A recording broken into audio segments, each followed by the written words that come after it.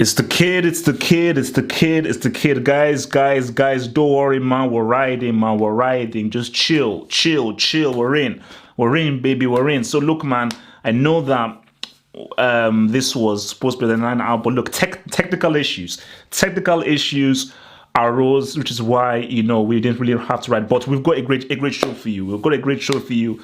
And yes, we ride. It's the kid, it's the kid, it's the kid, it's the kid, it's the kid, it's the kid, it's the kid, it's the kid, it's the kid, it's the kid, it's the kid, it's the kid, it's the kid, it's the kid, it's the kid, it's the kid, it's the kid. So Mkhitaryan.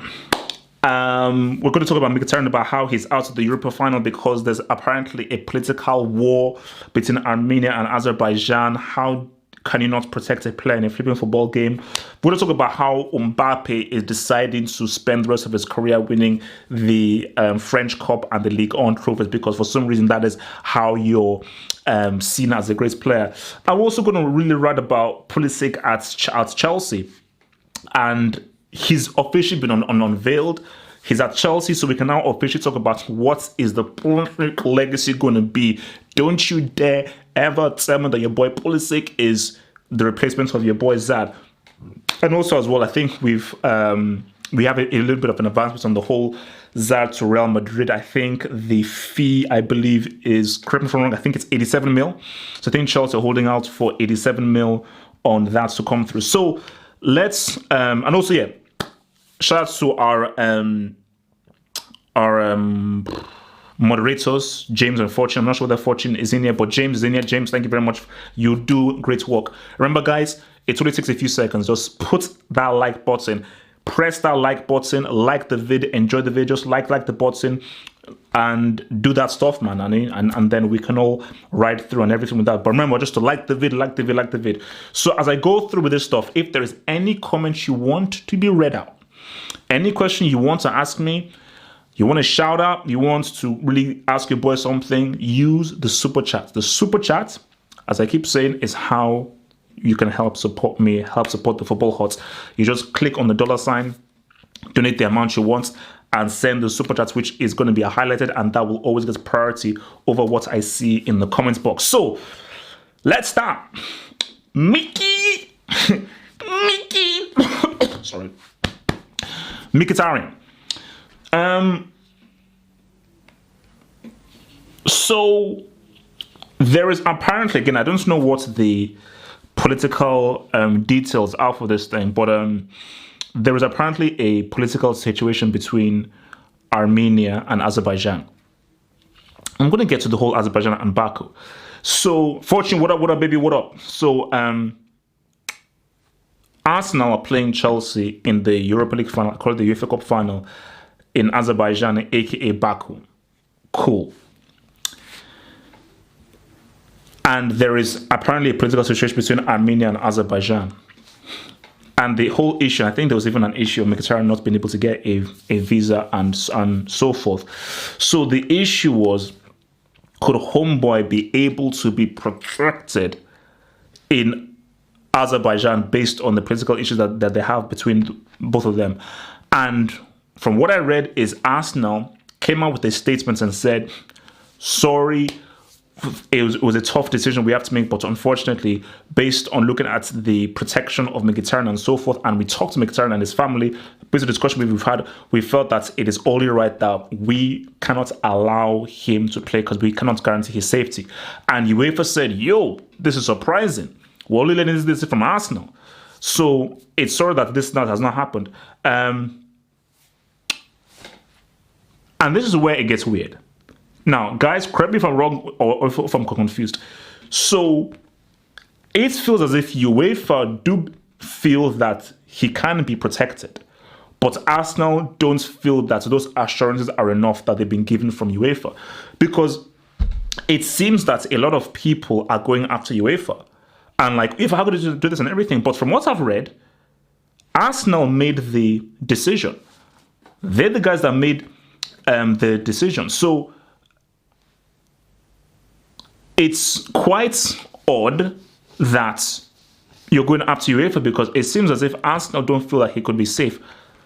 So UEFA, I think from their point of view, they're like, no, look, no, you've made the decision. We didn't make the decision. So UEFA didn't make a decision saying like, nah, sorry, we cannot guarantee his safety.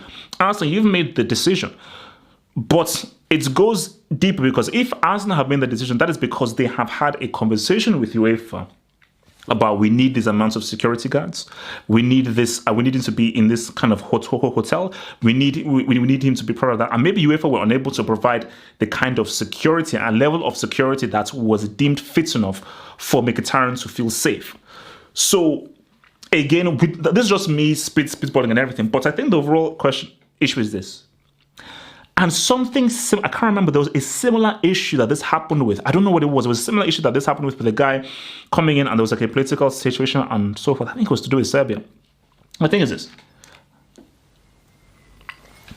So Arsenal are going to be without a player who could potentially be crucial. Because let's be real, Mkhitaryan has not always been great for Arsenal, but there have been times in which he has been important for Arsenal.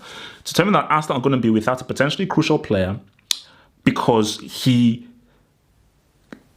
nobody can nobody can be sure of his, or guarantee, so that's what, nobody can guarantee his protection. And that is why I say, look, politics is politics. Politics should not have any business with football. Mkhitaryan is a football player. He's a football player. And there should be no mixing with politics and for football. But like, look, if I'm Mkhitaryan, of course Mkhitaryan wants to play. Of course he wants to play. It's a bloody final. It's a flipping it's a European Cup final. But you have to put your safety. You have to put your safety ahead of that of playing in a final football and everything, because your safety is paramount. Your family is paramount. You have to put your family number one, and you have to put that safety of you and your family as number one above everything. So I just think that's just crazy. But footballing wise, let's just keep it real. That is not a major loss for Arsenal. Because even if Mkhitaryan was in the squad, does Mkhitaryan start? Does he start? I'm not sure that he even starts the game. So, like, if this was a Lacazette or an Aubameyang, and let's say Lacazette was from let's say either Lacazette or Aubameyang were from Armenia.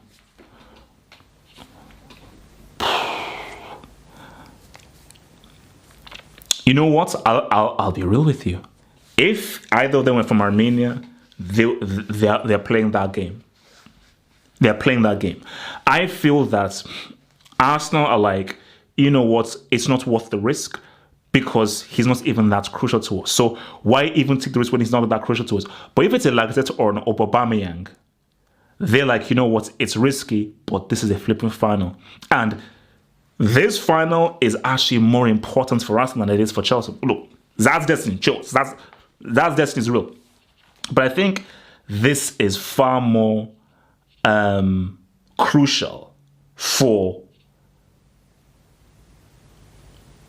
Arsenal than Chelsea, because for Arsenal, this is about qualifying for the Europa League. No, sorry, this is for qualifying for the Champions League. This is for qualifying for the 3L. This is for qualifying for the 3L, and that is what they need for that. So for me, I just think that it is just a bit strange and a bit weird that you don't have the facilities, to be able to protect a player that is playing a final. Like, put it this way. That's the reason why I don't think this is that much of a massive deal, because keeping it real, Mkhitaryan ain't that great a player. And Mkhitaryan has shown himself to be a brick. If this was Lacazette or Aubameyang, and let's say they were not able to play, and Arsenal end up losing the game, then someone will take either people will say that, Arsenal, why didn't you fight hard enough to get this player to play? Or they'll say, yo, are you telling me UEFA what? You can't protect dude? So, but for me, I just like what I don't understand and what I don't really get is Czech. I'll hear about Czech. I'll talk about Czech. Don't worry, bro. Yes, Uncle Mo is better than Pep. But my whole thing about it is Why are you away for the? Because maybe I'm missing something. Maybe I'm missing something. But because I saw Ian Wright put out a tweet, and Ian Wright were like, "Oh my gosh, look, UEFA, you guys are so sad, blah blah." But if Arsenal made the decision, and UEFA then responded by saying, "Oh, we're surprised by the decision," then it's Arsenal who made the decision. What if it's a scenario where UEFA said, "Okay, well, these are the assurances that we can give you," and Mkhitaryan says, "Sorry, man, I don't feel safe enough. Even if you've given us these assurances and you're going to give us security guards, a security detail, I'm going to be put in a secured hotel, I still don't feel safe enough." And UEFA said, "No, this is the best that we can do." And said, "Now, Mkhitaryan talked with Arsenal, I still don't feel safe enough." Then why are you able to blame? Why are you to blame? That is crazy, man. So let me move on, man. Let me move on. And guys, look, man, it's a long time for you to become a mod. You can't just walk in and become a mod. I mean, Fortune and James, they've earned their stripes to be a mod. So you can't just walk in and be a mod. Fortune, I think they hold it down. They hold it down. So let's go to our next topic. Kylian Mbappe. Now, Mbappe. So this dude came out with a statement. And his statement was, let me just make sure that. Cool. Make sure that. His statement was, what was his statement? His statement was, "I feel that this is a turning point in my career, and I feel that I may need a different project, either at PSG or somewhere else." That's the statement that he made at the end of the season. But PSG have now come out and said, no, Mbappe is remaining and staying at PSG.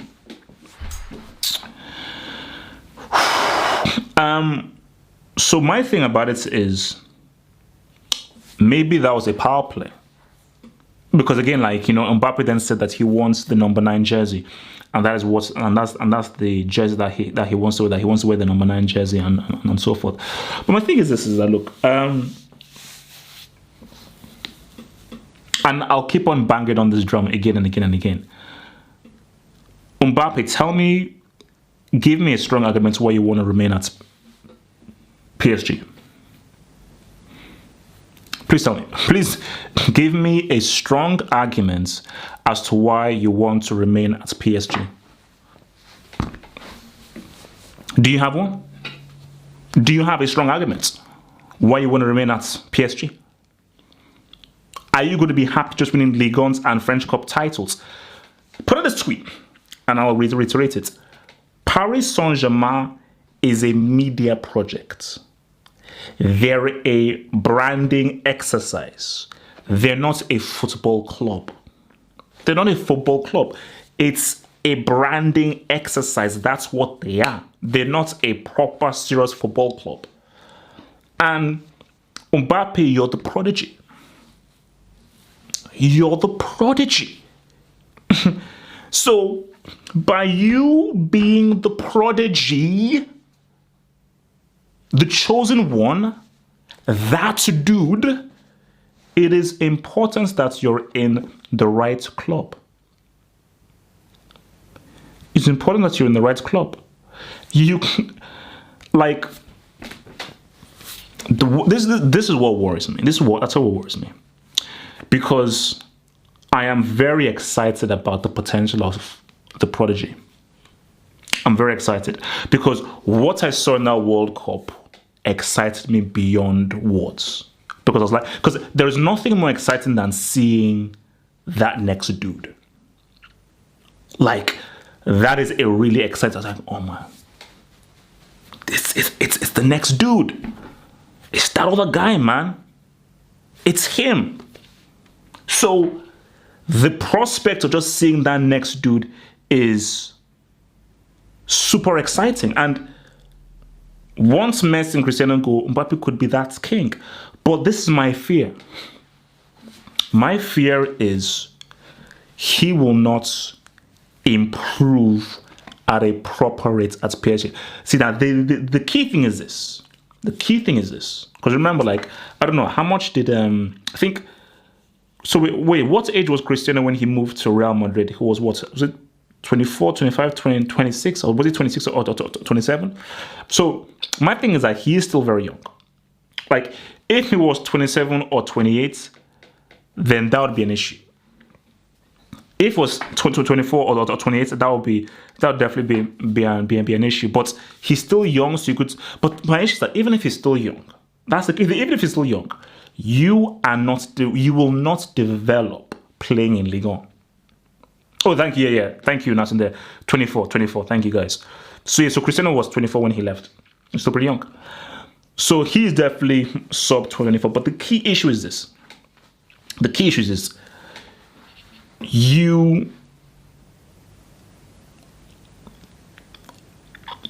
key issue is this. I'm just coming from once. You can't develop in Ligue 1. You can't develop playing Montpellier. You will not develop. And you can't just rely on your developments playing in the Champions League because there are only too few games. And because PSG are a joke club, you're out before the quarterfinals anyway. You're not sniffing a semi. Because the beauty of playing in a Premier League, the beauty of playing in La Liga, even you could even argue in a Serie and everything is there's much closer parity. See, the best situation for Mbappe is either the Premier League or La Liga. Like, for instance, if Mbappe was to move to, just for argument's sake, let's say he moved to Chelsea. Let's have some fun. If he moved to Chelsea, that is great because there is a degree of difficulty. There is a serious challenge, and he is fully pushing himself in every game because you don't get better playing easy games. You don't get better winning games 5-6-0. You can't improve. You improve by losing games. You improve by losing games 2-1. You improve by winning those close games, getting those winners. You improve by really pushing yourself and really coming out of those tight games. That is how you improve. You improve through difficulty. You improve through difficulty, and you're not getting any difficulty at PSG. So, see, from PSG's point of view, I get it. I fully get it from PSG's point of view. PSG's point of view is like, no, this is a huge asset. We have the young buck. We have the young, huge rising star from the World Cup. So, of course, we're going to keep him. So, there's probably like a bloody 400, 500 mil price tag on Homeboy, you know? So, this guy probably has a 400, 500 mil price tag on him. So,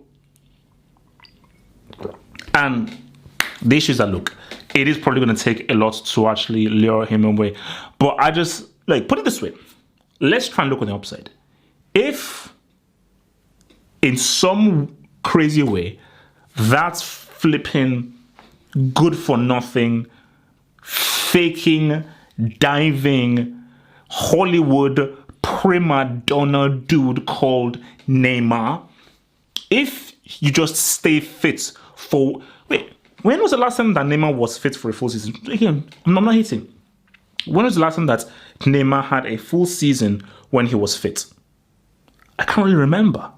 Like, I cannot remember when this guy had a full season where this guy was just fully fit and fully sharp. I can't remember. So, my thing is... Well, no, this is my thing. This is just me being real. This is me being fully real now. This is me fully real.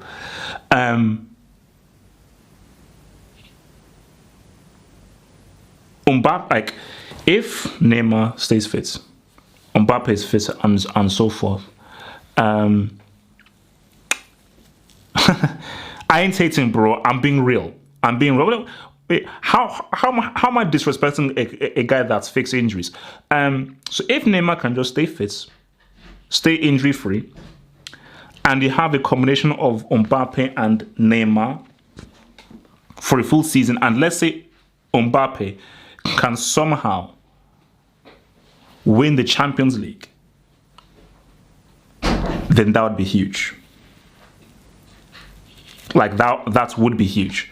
If he's able to do that, to be able to lead them to a CL win, I think that would be huge. Then that would be a huge turning point because, and that's the thing. I'm not against, like, if he can actually turn PSG into an actual club that actually can go to a Champions League semi, just get to a Champions League semi, get to a final, then it's possible. But for me, I know PSG inside. Guys, I know this club inside out. I know exactly what it's about. And I always say to the people, like, this club was built as a brand. That's why they partnered with the Jordan logo. And even when I look at how they are operated, it's a holiday camp. Players get given free rein. Players have full-on player power. It's a holiday camp. It's a flipping holiday camp. So this is the big issue. And this is what I always say, that if PSG are to be successful, they need a dictator. They need someone who will go there and stamp his authority and be like, no, this is how it works. This is how it operates. I'm not going to do anything.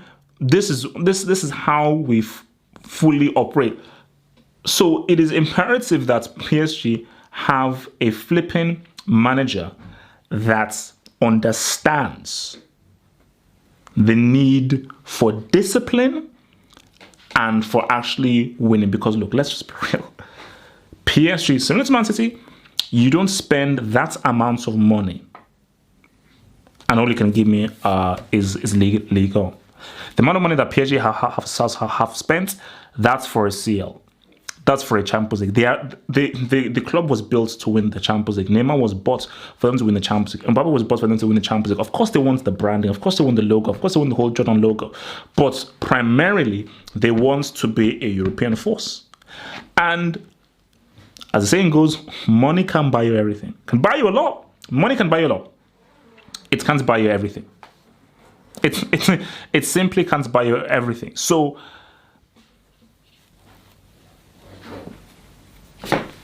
that's where I'm coming from, man.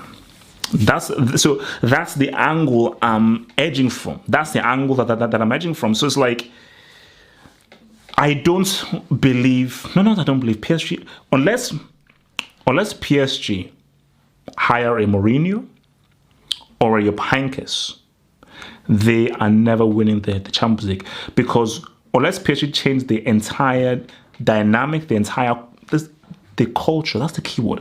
Unless PSG change the culture of the club, it's not going to happen. Because whether you look at a Barcelona or a Real Madrid or a Bayern Munich, there is a specific culture in those clubs. There is a specific culture of discipline of winning. Even look at those three wins. Before I get there, let me just do super chat. So super chats from Jujuman Apprentice. Super chat from Jujuman Apprentice. Thank you for your £2 super chat. Thank you, bro. Much obliged. HH, can you imagine Mbappe under Klopp? I'll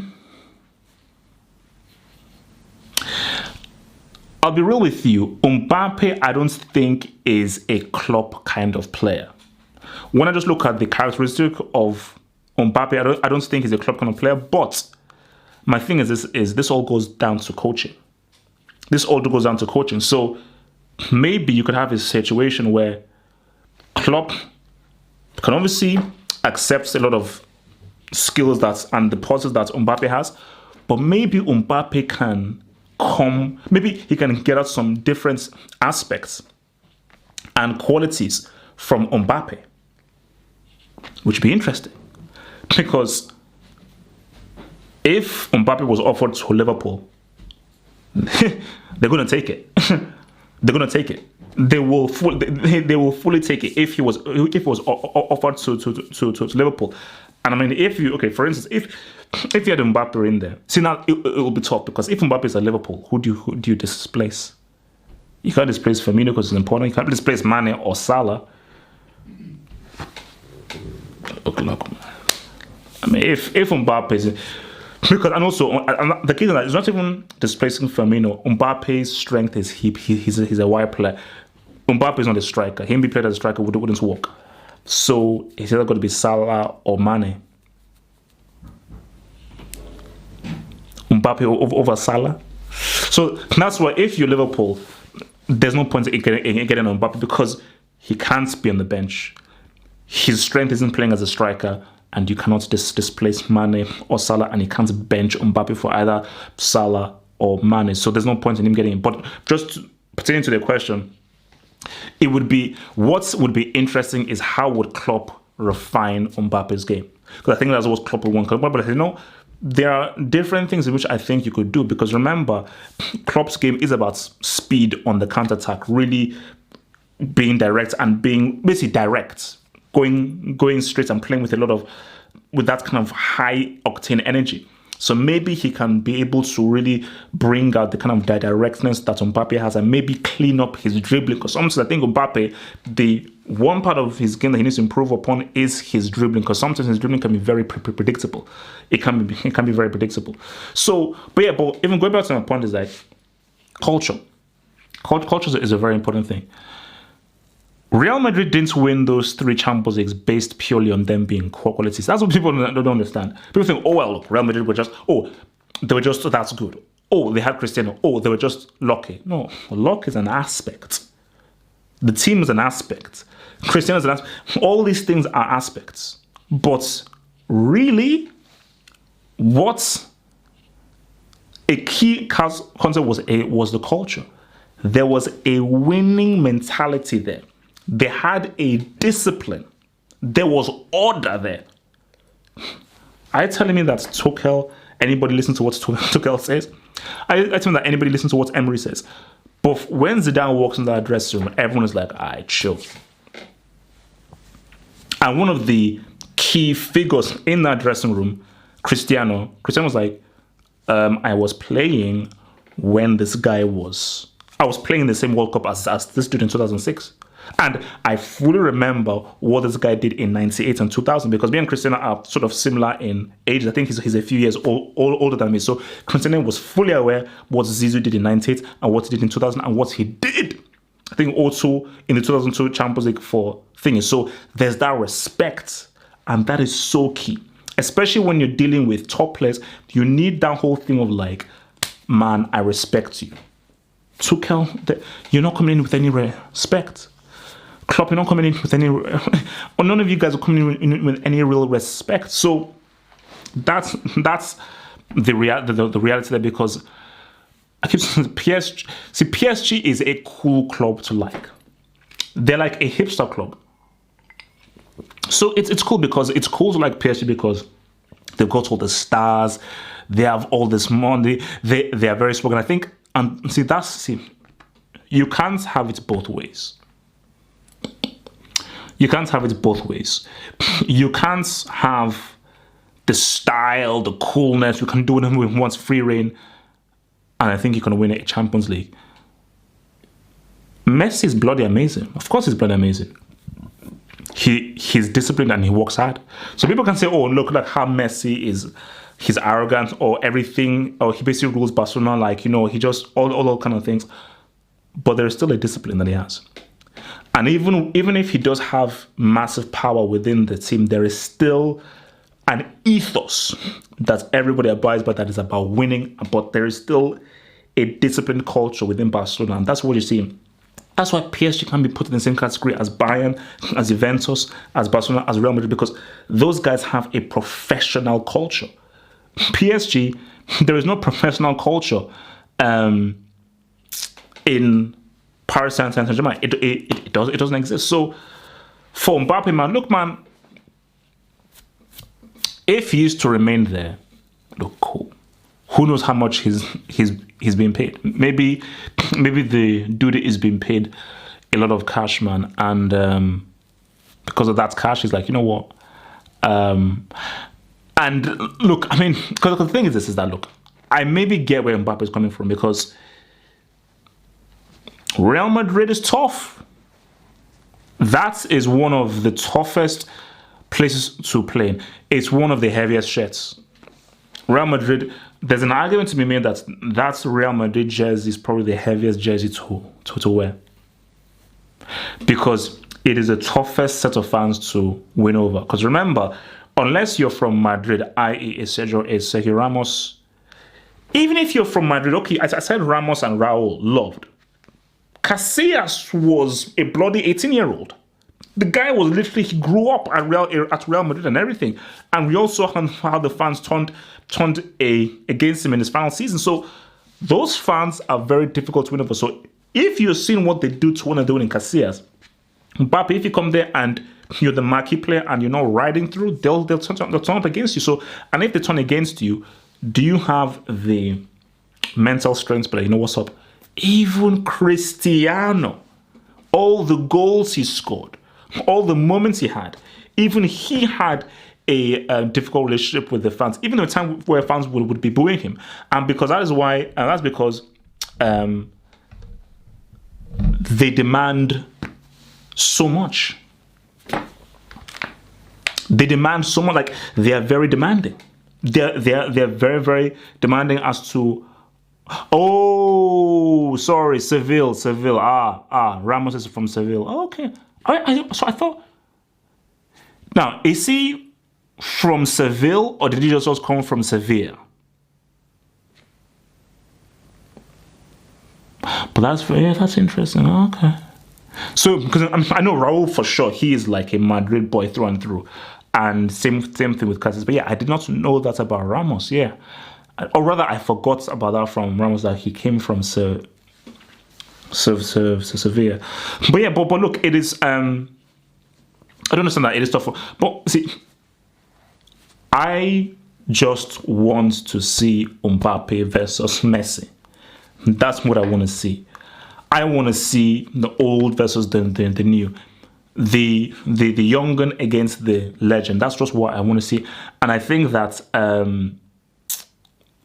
it would make the La Liga extremely exciting, because I'll reiterate this: Jovic and Hazard ain't enough to dethrone Messi. Like, if Real Madrid rock up at the El Clasico and all they have is Jovic, Hazard, what? Like Vinicius against Messi in there. Like, Barcelona are going to get somebody. Now, I'm hoping and I'm praying that Samuel Chukwueze... Actually, let me see. Is Samuel Chukwueze even still on their books? Well, look, man, if these guys just get Samuel Chukwueze, man, bro, you don't know how excited I'll be. If this guy just gets Samuel Chukwueze, man, please, please, please.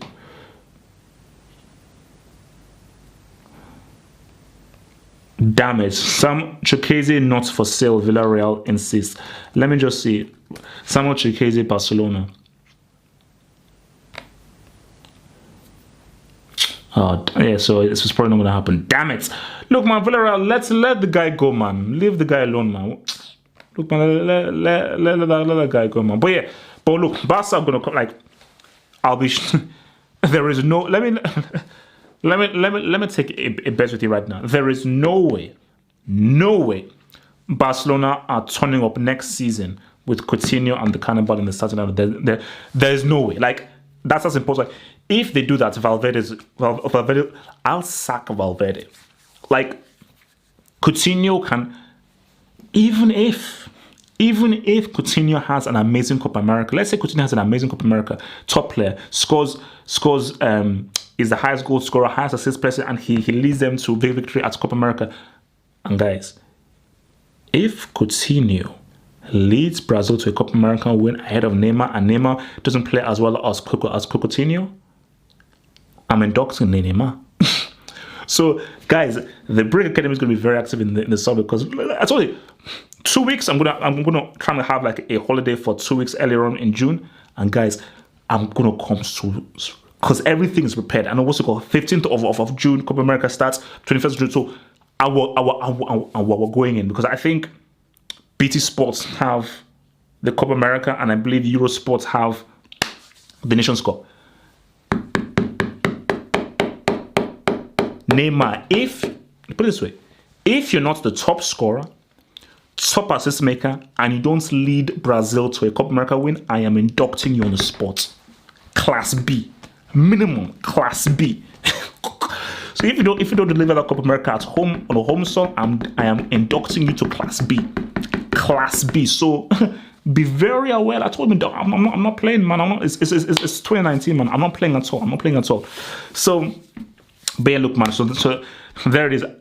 Mbappe stays at PSG, and I suppose the thing now is that, well, let's just see whether they can win the Champions League next season. Remember, guys, if there is a comment you want to read out, there's a question you want to ask me, use the super chats. The super chats gets priority, and the super chats helps to support your boy. That is how you can help to support your boy and help to support the channel via the super chats through the chatting icon that you see there. So you send up a super chat, help support your boy, and I will 1000% read out your comments and your question and answer your question as the best as I can to my ability. So the next agenda we have is Christian Pulisic. I think it's Pulisic because people think it's Pulisic, but I believe there's an interview or something where he says his name is actually pronounced Pulisic rather than Pulisic. It's official. He is a Chelsea player. He is at Chelsea. He was presented and everything. You know, he had his jersey and so forth. You know, the new Chelsea jersey that looks like it looks all right. So let me just clear things up in case people are confused. Christian Pulisic is already America's best football player. I saw Landon Donovan throughout his entire career. Landon Donovan is not as good as a football player as Christian Pulisic. There was just a massive kind of fanfare around Landon Donovan because he was like the first American player who was, this guy was actually pretty good. Michael Bradley's better than Landon Donovan. No, so for me, Bradley was better than Landon Donovan. So, well, but without a doubt, even watching him at Dortmund, I was like, nah, this is America's best player. 100% is America's best player. Maybe that's a different topic we can get into as to why has it taken this long for someone like a Christian Pulisic to come through. Whereas as you look at the different races, the different ethnicities you have in America, why does America have a much better team when you look at the resources they have, the different people that they have? But that goes to the whole access thing, how big football or soccer is in America. But this is huge on many different reasons. This is huge for America. That's why I think even Fox Sports even did the whole thing because, yeah, Dortmund are a big club, but Dortmund aren't Chelsea. And remember, in America specifically, the Premier League is very big in America, and there are a lot of Chelsea fans who live in America.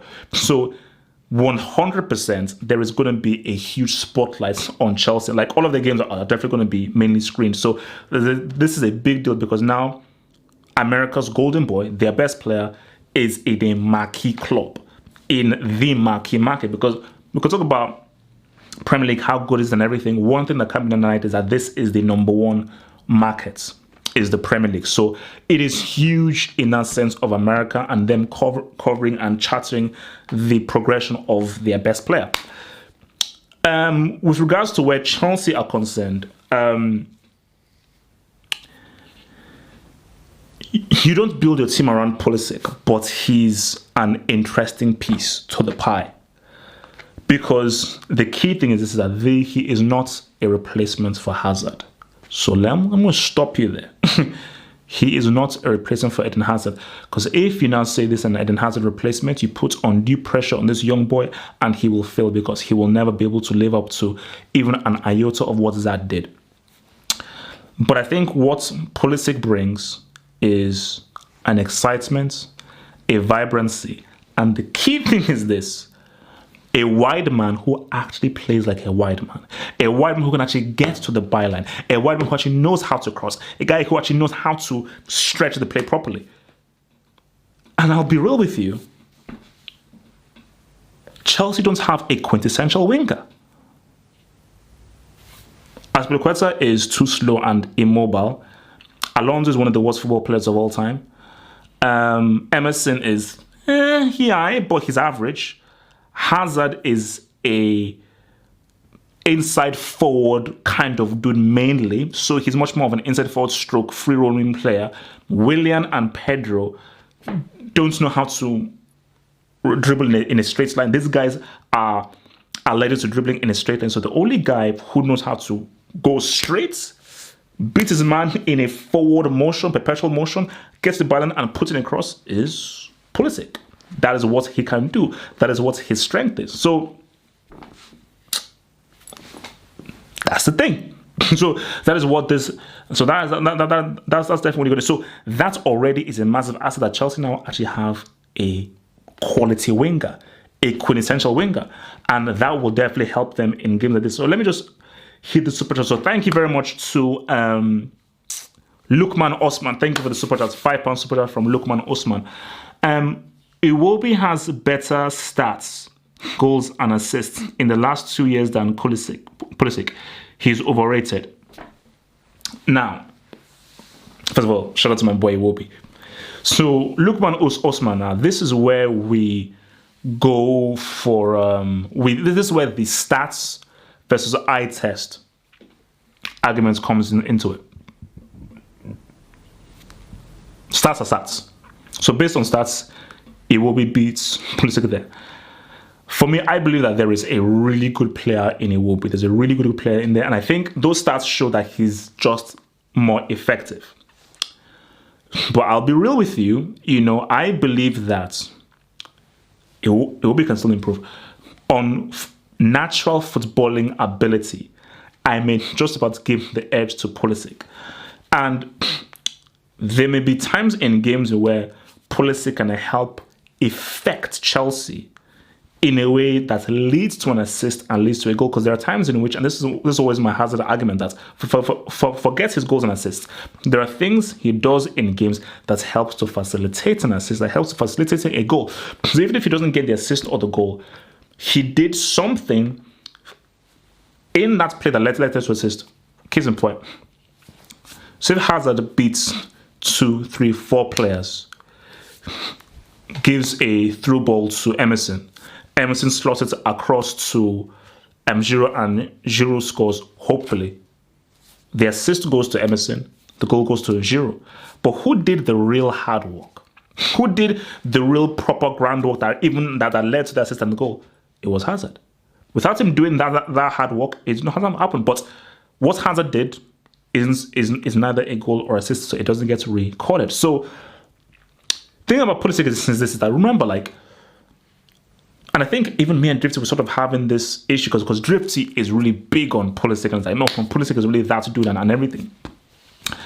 And I was from more of the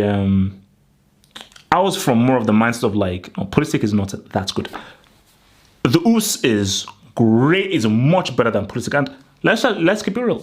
The Us benched Pulisic pretty much, and Sancho came and is the reason why Pulisic is even leaving, because Sancho benched Pulisic. So Pulisic is not as good as Sancho.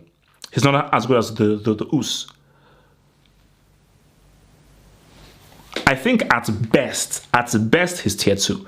I don't think Pulisic can ever even sniff upper tier 2. Never. I don't think he can ever sniff upper tier 2.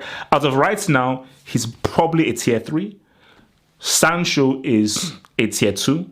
Sniffing upper tier 2, I'll say he's a tier 2. And the Us is upper tier 2. The Us at his best is upper tier 2. Potentially even tier 1. Sancho is tier 2. Potentially even an upper tier 2. I think that, so right now you'd say Pulisic is definitely a tier 3. 100%. He's definitely a tier 3 player with the potential to be a tier 2. But I think Pulisic's ceiling is tier 2. He will never ever be an upper tier 2 player. That is never happening. Sancho and the Us just have more to their game, because Pulisic is limited to what he can do. He's limited as in the way in which Sancho and the Us can change their direction, the kinds of goals they can score, how dynamic they are, the kinds of different things that they can do, their mobility in those kind of wide stage, which I think is far greater than what Pulisic can do. But the key thing is that you have to look at this situation that Chelsea are in.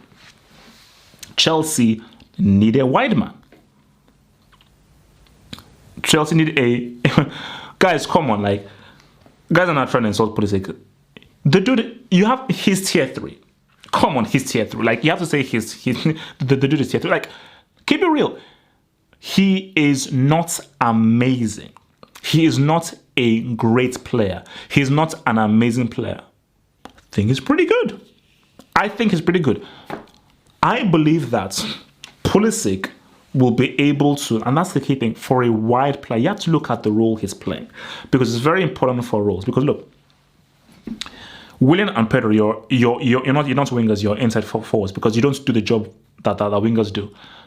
How effective have Willian and Pedro been as inside forwards?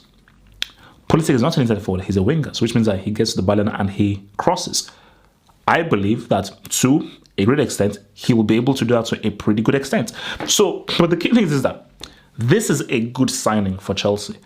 But this isn't a signing to change everything. He's not a marquee player. He's not a top player. So, but as we're saying these things about Pulisic, you're not that amazing, you're not that great. Guys are even saying that, look, man, you're not even tier 3.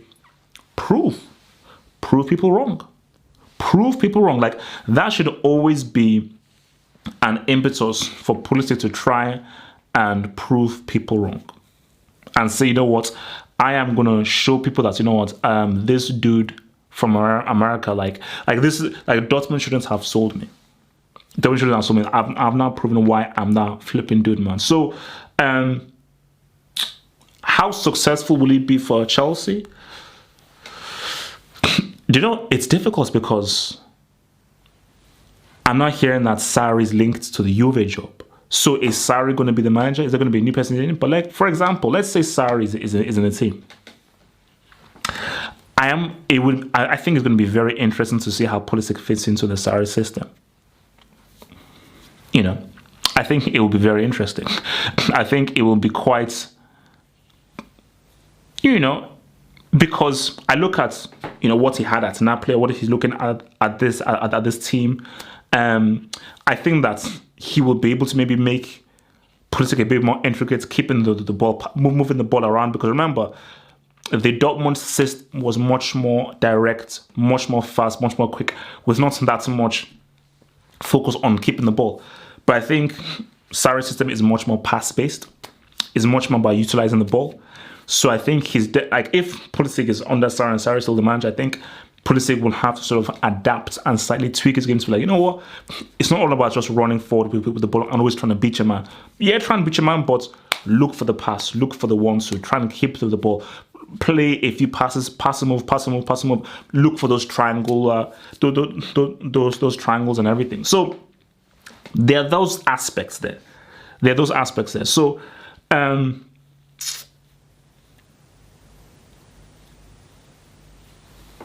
I don't believe Pulisic will become like a star. You know, I don't think he's going to end up doing what like Zola, Hasselbank, Drogba, Lampard, and those guys did. I don't think he will. But that's the important thing. He's just a piece.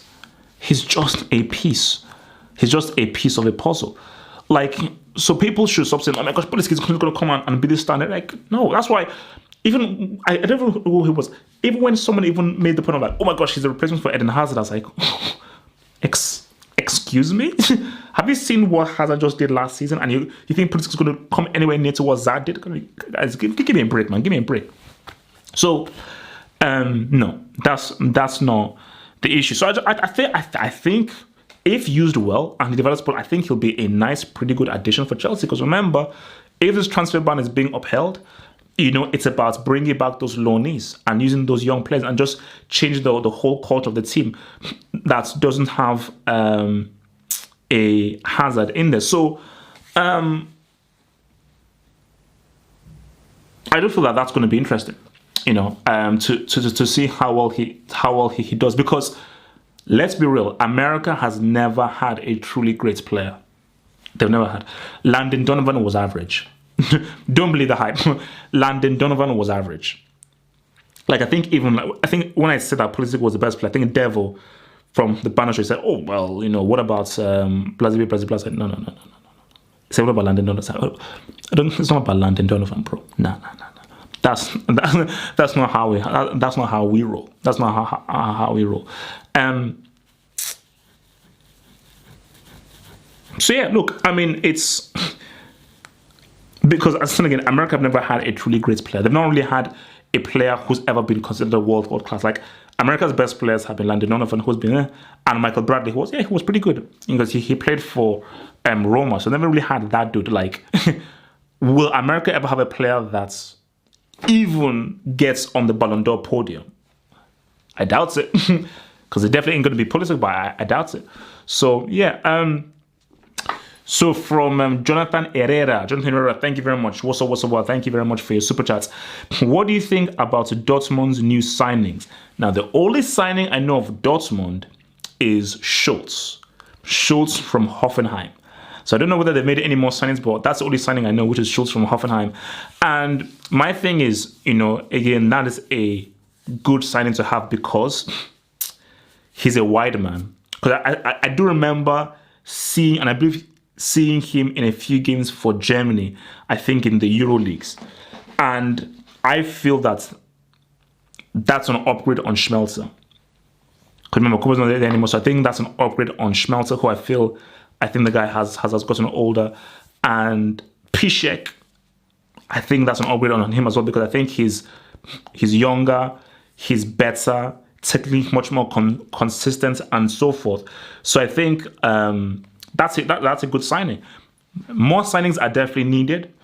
I think Dortmund's priority should be to get two quality central defenders, because attack isn't the issue. Their issue is make sure that they don't consider. I think a strong DM and a really good, solid central defenders are their priorities. A DM and a proper central defender are needed. And I think if they do that, I think it's pretty good. Then maybe want to maybe get another interesting attacking wide man as well to maybe complement Sancho. So that would be good. So yeah, I think it's a good signing, but more is needed. If they want to get that Bundesliga off Bayern Munich, they did at least 3-4 more signings. But specifically, DM, central defender, the defense was shocking. Like, you were 9 points clear. You gave that up because you made dumbass, stupid defensive mistakes, man. Stupid. Super that's from Akuma's Deception. Do you think Pep is going to Juve? Thank you very much for your super chats, Akuma Deception. Now, Akuma is very interesting because that is a nice segue to the final topic to round off this hour. I don't believe Pep is going to Juventus. I believe, because even if I felt that he was going to do another 3-year stint, because people have to also keep in mind that, whenever guys move and everything, you have to think about your family. Like, having to always move with your family all this time can be a crazy thing. That's why for Rafa Benitez, he was slightly different, because Benitez was like, my gosh, I love Liverpool so much. My family loves it so well that I'm actually going to keep this as a base. So even if I go to an Inter Milan or I go to Newcastle, I still keep Liverpool as a base and keep this as a home there, rather than move my family to a new place, a new home and everything. So I don't think Pep is going to leave City. I don't think he's going to go to Juventus, because I think Pep has found something special at Man City, and I do feel that, because again, it's like, you could say, okay, then why did he leave Bayern Munich? Bayern Munich was a special team. Why did he leave Bayern? I think what he had at Bayern isn't what he has at Man City. I think in Man City, he has a very powerful squad that are record-breaking. Like, in my opinion, Pep's greatest achievement is what he's done with this City side in the last 2 years. Because let's keep it a stack. Bayern had already been winning the Bundesliga before he arrived. And before he arrived at Bayern, they'd won the treble. So nothing that Pep did for Bayern in those 3 years ever equaled what Heinkes did the season before he arrived. At Barcelona, treble, won the double in 2011. You had one of the greatest club sides of all time. You had Lionel Messi. You had Henry. You had Eto'o. You had Xavi. You had Iniesta at their peak. You had Puyol. You had Dani Alves. It was a ridiculous team. It was a flippin' amazing team. But the key thing is you had a generational player, a guy who'll go down as one of the great players of all time in Lionel Messi. That is already a huge stat. But who was Sterling before Pep arrived? Who was Bernardo Silva? Really? Okay, yeah, he was, the Monaco, but who was this guy? So this is a team that he's really made. And what he's done in these 2 years, these are the greatest 2 years that City have ever had. These are the greatest 2 years that he's ever had. So he's like, oh, no. what I've done here is truly special.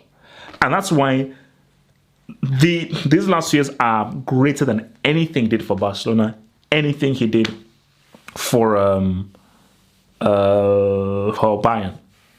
Because let's keep it real, he won the treble with Barcelona in 2009, but people always go to that semi.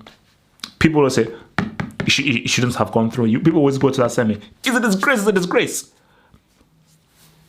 2015 treble, nobody argues. Even if I think that Luis Enrique can be given the whole thing, nobody argues with that 2015 treble. But nobody can argue with 100 points.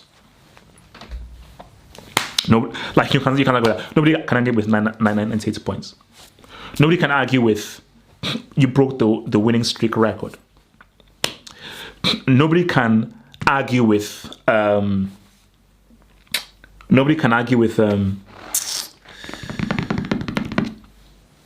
domestic treble. It's never, even if I think it's never been done before. You've done something that has never been achieved before, and that is an amazing achievement. FA Cup, League Cup, and Premier League, the amount of games you have to play, that's amazing. So that's why I believe that Pep, he's going to stay at Man City. And for Juventus, it's very simple. What do you want? If you just want to go through 10 years winning the Scudetto 10 years consecutively, okay, yeah, go for Sarri. Cool. I think Sarri would be cool. Okay, a bit of a transition might be cool. If you want the Champions League, you either get Uncle Mo or you beg Uncle Hankins to come out of retirement. Sarri is not giving you the Champions League. That's never happening. There is no way that Sarri is going to deliver the Champions League. Now, I believe that Juventus, you want the Champions League. That's what you really want. Because look, it's fine. But AC Milan can always say, we've got 7 European trophies. Yeah, win the Scudetto 50, 80 times. We have 7 European Cups. How many do you have? 2?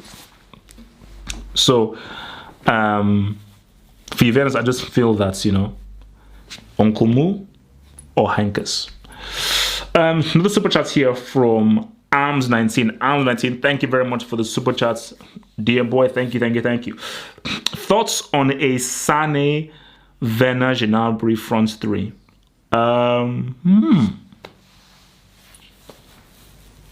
All German boys, and they pretty much are forming the new frontier for Germany. I think that is exciting. The only thing I will say though is, Mr. Arms, I am not sold on Timo Werner. Has been very good for Leipzig. I think people had to take pause when we saw the World Cup. Now look, Germany had a horrible World Cup. Everybody played badly. It was a total disaster. But I think Timo Werner specifically didn't play great.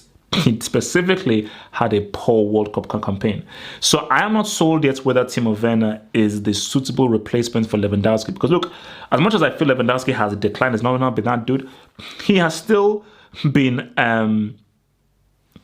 notching up those goals on a consistent basis for Bayern Munich in the Bundesliga.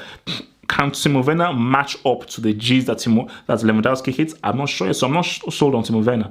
I think what about Gnabry is there's a really good player there. There's a really good player there.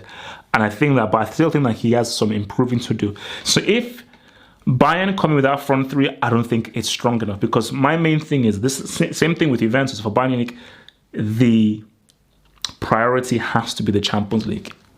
They haven't won it in 6 years. 6 years since that amazing treble in 2013. And what did they have in 2013? They had a very good striker, very good, competent striker in Mandzukic. They had 2 elite wide men. Elite. I'd argue top 10 wingers of all time in Ribery. I'd argue top 3 inside forwards of all time in Robert. Elite. I believe Sane is elite. Gnabry is not elite. When I inquired about Douglas Costa, but they won't have him because Bayern have a policy. Now, if you rock up with a Sane, a Kane, or even an Aguero, if you rock up with a Sane, a Cavani, and an Mbappe, then like you can win the Champions League. Then you can win the Champions League. So I'm just not sold on your boy Timo Werner. But even speaking about Leroy Sané, let's sort of round off this live thing. Yeah, all right, cool, man. So Pep has given him Sané is I don't want to know, Sané is elite. George, bro, can I just remind you who scored the winning goal against your team at the Etihad? Correct me if I'm wrong. I don't know. Just remind me, who was the dude that scored the winning goal, the key winning goal against your side at the Etihad? Clutch, by the way. So yeah, so basically, so for Leroy Sané, like, so Pep has already has given him the green light to pretty much join, to leave, to join Bayern. And that's why I find crazy, because I feel Pep has, it's a tough one. I feel he's disrespected Sané, because Sané is not a bench player. This player, he's too good, he's too talented to be on the bench. But if Bernardo Silva and Sterling had been more and more effective, it's cool. It's just that it's quite a way to disrespect a dude that scored the winning goal against Etihad. No, against Liverpool in there, because that was a key goal. If he doesn't score that, Liverpool win the league. So if he doesn't score that and that game ends up as a draw 1-1, Liverpool win the league. So that was a very, very important goal that he scored, man. So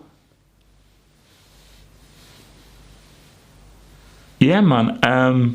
It's going to be interesting, man. It's going to be interesting to see what's Sané, because I want Sané to join Bayern, because if he joins Bayern, he's going to be a bona fide starter, you know.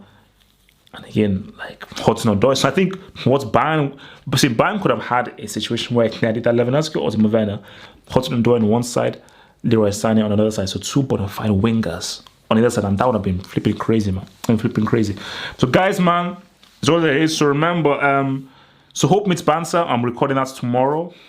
It will go live on Friday, I hope. Thursday. Now, Thursday, I'm still not sure. It's Thursday. I'm planning on having a live preview of one of the biggest games in the last 20 years, which is Arsenal against Chelsea. And me and Devil, I hope we're going to be doing a live show on that, happening, I believe, on Thursday. So, and it is what it is. And let me just end by saying this. What Jujuman said about Robin was disrespectful, a lie, and completely false. Let me just end by this.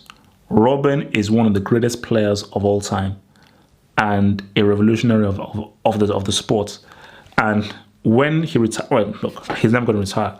But I believe that, you know, people have to respect what Robin is, because Robin, what he did for the game is similar to the impact that Ronaldinho had.